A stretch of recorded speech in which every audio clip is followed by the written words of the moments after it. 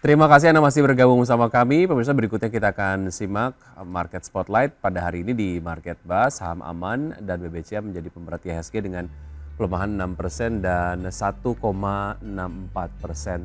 Sementara itu, sektor properti memimpin penguatan, indeks sektoral yang naik 1,51% dan emiten MDKA masuk MSCI, saham melonjak 14% 2 hari terakhir. Dan berikutnya kita akan simak agenda ekonomi dari Asia. Akan ada data soal harga ekspor impor Korea Selatan secara year on year di bulan Januari. Kemudian ada data soal tingkat pengangguran Korea Selatan di Januari dan PDB Singapura secara year on year di triwulan 4 tahun 2024 dan juga PDB Malaysia secara year on year di triwulan 4 tahun 2024. Dan juga ada data soal cadangan devisa Thailand dan juga ada data soal neraca perdagangan India. Sementara itu dari Amerika Serikat, pemirsa, ada posisi cadangan di Bank Federal Reserve dan juga data soal penjualan retail inti di Amerika Serikat secara month on month di bulan Januari. Dan berikutnya pemirsa, kita akan simak pembukaan dari bursa-bursa utama Asia di pagi hari ini.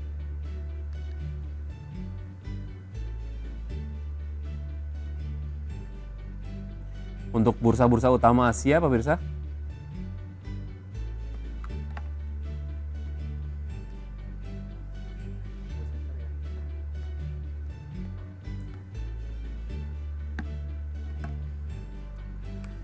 ya, kami mohon maaf atas kekeliruan data yang sudah kami tayangkan di layar pemirsa untuk pembukaan dari bursa-bursa utama Asia, dan kita akan langsung berbincang pagi hari ini bersama Mas Muhammad Thorik Fadila, Research Analyst PT Lotus Andalan Sekuritas. Selamat pagi Mas Thorik. Ya, selamat pagi Mas Ya Mas Wiki. Thorik, terima kasih sudah bergabung bersama kami di Market Bas. Semoga sehat selalu Mas Thorik. Siap. Baik, satu topik yang kita akan bahas terkait dengan kemungkinan perdamaian antara Rusia dan juga Ukraina. Harga minyak melemah. Ini Ya, kemudian ketika memang konflik antara Rusia dan juga Ukraina akan selesai, berarti sanksi yang diterapkan oleh Amerika Serikat terhadap minyak dari Rusia ini akan dilepas, dan kemungkinan minyak Rusia juga akan kembali meramaikan pasar minyak global. Begitu akan terjadi oversupply, harga minyak akan turun. Analisis Anda sebelum kita kemudian membahas signifikansi isu ini terhadap pasar domestik. Seperti apa Mas oke. Torik? Oke, siap-siap. Terima kasih Mas Wiki. Jadi memang kalau misalkan dilihat penurunan harga minyak dunia kemarin ya, itu kan juga dipicu oleh berakhirnya perang antara Rusia ataupun Ukraina, yang berpotensi tentunya menyebabkan pencabutan sanksi Amerika Serikat nih mengenai minyak Rusia, yang tentunya juga untuk meningkatkan pasokan minyak secara global.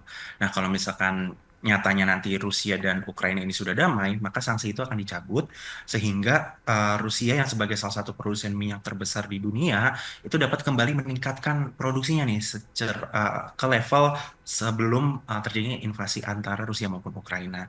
Nah, kalau misalkan supply-nya banyak, tentunya harga ini akan terjaga ya. Karena memang kalau dilihat pada perdagangan hari ini pun harga minyak mentah ini berada di kisaran 71,38 US dollar barelnya. Nah, kalau misalkan memang supply-nya sudah cukup banyak, ya demand-nya juga pasti akan cukup banyak lagi, maka harga saya rasa akan terjaga di bawah level 70. Nah, selain itu juga memang yang saya lihat ya, ini adalah salah satu langkah bagi strategi ekonomi dari Presiden Amerika Serikat yaitu Donald Trump. Nah, seperti yang kita tahu juga ya dalam pidato pelantikannya pada bulan Januari kemarin, itu juga bisa dikatakan Donald Trump menyatakan bahwa Amerika Serikat sedang menghadapi darurat energi. Nah, darurat energinya itu ya salah satunya adalah fokus terhadap harga minyak mentah. Nah, kenapa sih harga minyak mentah sangat menjadi fokus Donald Trump? Karena saya meyakini bahwa terjadinya angka inflasi yang cukup tinggi ya yang terjadi di Amerika Serikat itu juga disebabkan oleh mahalnya ataupun kenaikan harga pada bahan bakar. Nah, Mhm. dengan target tersebut ya dengan misi tersebut juga otomatis minyak mentah juga suplainya akan semakin banyak, harganya akan semakin murah, maka masyarakat di Amerika Serikat juga lebih murah untuk membeli bahan bakar sehingga ini juga masuk ke dalam target bahwa inflasi Amerika Serikat ini akan menuju level 2% sesuai kisaran target The Fed. Jadi korelasi antara uh, kebijakan ekonomi Amerika Serikat maupun terhadap damainya Rusia dan Ukraina ini sangat berkesinambungan seperti itu, kurang Oke, lebih. jadi upaya dari Amerika Serikat untuk memediasi perdamaian antara Rusia dan juga Ukraina, balik lagi ke kepentingan ekonomi dari Amerika Serikat sendiri Ya, begitu ya? Betul sekali. Oke, baik. Implikasinya terhadap pasar domestik menurut Anda seperti apa? Sejauh mana ini akhirnya memberikan pengaruh terhadap review Anda terkait dengan saham-saham berbasis energi, Mas Torik, mengenai penurunan harga minyak dunia ini? Oke, kalau dilihat memang penurunan harga minyak dunia ini juga sebenarnya berdampak negatif juga ya bagi saham-saham energi tentunya baik dari sisi bursa global maupun domestik. Nah, saham-saham energi juga pastinya balik lagi mengalami tekanan akibat ekspektasi peningkatan pasokan minyak dari Rusia yang sebelumnya itu kan ditahan ataupun disanksi oleh Amerika Serikat. Nah, selanjutnya juga memang selain itu adanya ketidakpastian nih dari OPEC Plus yang mungkin juga menyesuaikan kebijakan produksinya untuk menjaga keseimbangan pasar. Jadi bisa dikatakan saham sektor energi meskipun memang ini menjadi sentimen positif juga ya karena damainya Rusia dan Ukraina, tapi secara implikasi terhadap saham energi itu menjadi konotasi negatif. Kenapa? Karena pastinya saham-saham energi itu sudah memiliki stok dengan harga yang cenderung tinggi nih, stok minyak mentahnya. Contohnya seperti minyak mentah. Nah, lalu pada saat misalkan terjadi damai antara Rusia dan Ukraina, harga juga akan semakin turun. Nah, otomatis dia memiliki selisih yang cukup banyak nih. Dan tentunya itu akan masuk ke beban beban pokok perusahaan gitu ataupun harga pokok penjualan. Jadi ini tentunya akan berdampak signifikan terhadap kinerja keuangan dari saham sektor energi maupun secara komoditas seperti itu sih kurang lebih.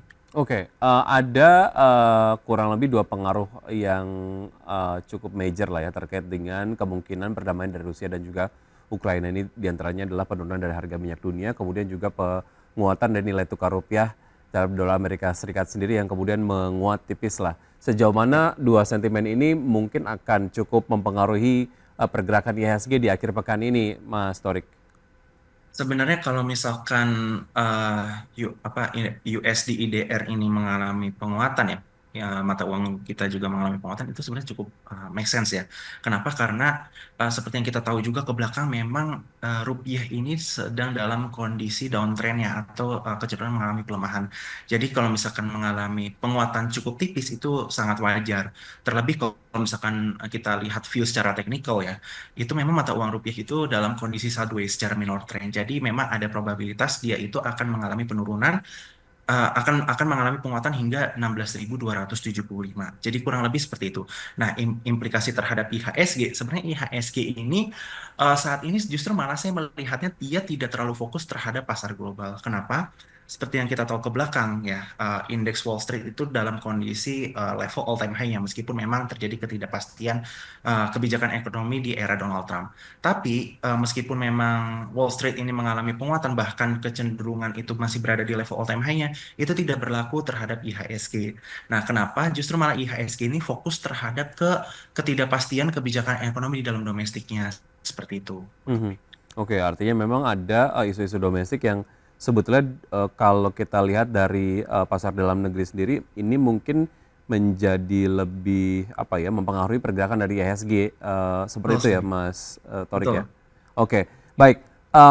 Kalau kita lihat IHSG sendiri ditutup di zona merah pada perdagangan di hari Kamis turun 32,21 poin atau 0,48% ke level 6.613,56 dan yang mendrive diantaranya adalah Brand yang kemudian turun 2,39%, Cuan turun 5,05% dan juga Satria Antaran Prima atau SAPX yang turun 24,74%. Sejauh mana ini memang menjadi saham-saham yang belakangan cukup apa ya, memang dijadikan sasaran untuk kemudian dilepas terlebih dahulu oleh investor dan secara kumulatif memang ini berdampak kepada pelemahan IHSG, Mas Torik. Sebenarnya memang kalau kita lihat ya, memang IHSG itu pada perdagangan kemarin mengalami pelemahan hingga 0,48%. Nah, selama sepekan juga memang IHSG ini berada di dalam posisi zona negatif ya, atau masih mengalami pelemahan di kisaran 3,69%. Lalu juga bisa dikatakan net sell asing selama sepekan juga masih cukup tinggi di 2,69 triliun rupiah. Nah, yang menyebabkan pelemahan IHSG tentunya ya balik lagi sebenarnya kepada saham konglomerasi ataupun saham perbankan besar. Seperti yang kita tahu juga, contohnya di saham konglomerasi ya milik Prajogo Pangestu seperti Brand, Cuan itu gagal dimasukkan ke MSCI periode Februari tahun 2025. Yang tadinya justru malah para pelaku pasar euforia menaikkan harga saham tersebut untuk menuju eh, ya untuk sekiranya masuk ke dalam indeks MSCI, namun memang menurut MSCI ini gagal dimasukkan ke indeks MSCI. Jadi memang Hmm, itu merupakan ya sebenarnya balik lagi itu spekulasi para pelaku pasar. ya, Sejak itu sentimen negatif beredar, ya justru malah para pelaku pasar melakukan asset taking profit. Makanya kenapa pada berita tersebut beredar, saham cuan, PTRO, TPIA maupun Brand itu mengalami pelemahan signifikan bahkan ke dalam zona ARB. baik. Selain itu juga memang saham sektor perbankan mengalami pelemahan, itu juga balik lagi karena tidak sesuai ekspektasi para pelaku pasar terhadap kinerja keuangan. Kenapa? Karena laba bersih BMRI aja hanya meningkat sekitar 1% kalau tidak salah, Hmm, hmm, BBNI hanya 2% dan bahkan BBRI itu hanya 0,1%.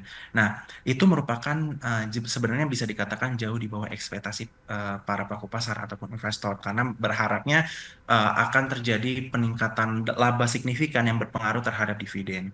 Itu konotasi penting. Nah, kalau misalkan dilihat terhadap saham brand, cuan ataupun tadi SAPX ya kalau tidak salah, baik. itu mengalami pelemahan, sebenarnya saya fokusnya terhadap brand sama cuan itu sebenarnya konotasinya mirip-mirip ya. Hmm, Korelasinya itu jika brand mengalami pelemahan, maka cuan PTRO, TPIA maupun saham Prajogo Pangestu lainnya itu baik. akan kecil mengalami pelemahan. Nah, kalau SAPX, saya menilai memang ini saham memiliki volatilitas yang cukup tinggi juga. Ya, Seringkali terjadi ARA maupun ARB. Jadi memang SAPX ya dalam tanda konotasi mungkin di goreng kurang lebih ya karena memang baik. saya tidak melihat sentimen Ya, positif artinya memang ada sentimen-sentimen yang ini di bawah ekspektasi dari pelaku pasar begitu sehingga betul kemudian pelaku pasar melepas terus saham-saham yang berkaitan dengan tadi ya saham-saham komlo dan betul sekali. juga kinerja dari keuangan perbankan yang tidak sesuai dengan ekspektasi. Baik, kita akan simak terlebih dahulu data dari pembukaan bursa bursa utama Asia di pagi hari ini. Bursa seperti Anda dapat saksikan di layar televisi untuk bursa-bursa utama Asia. Pagi hari ini dibuka mix dengan Nikkei dibuka melemah 0,62% di level 39.218. SCI Singapura dibuka melemah 0,32% di level 3.870.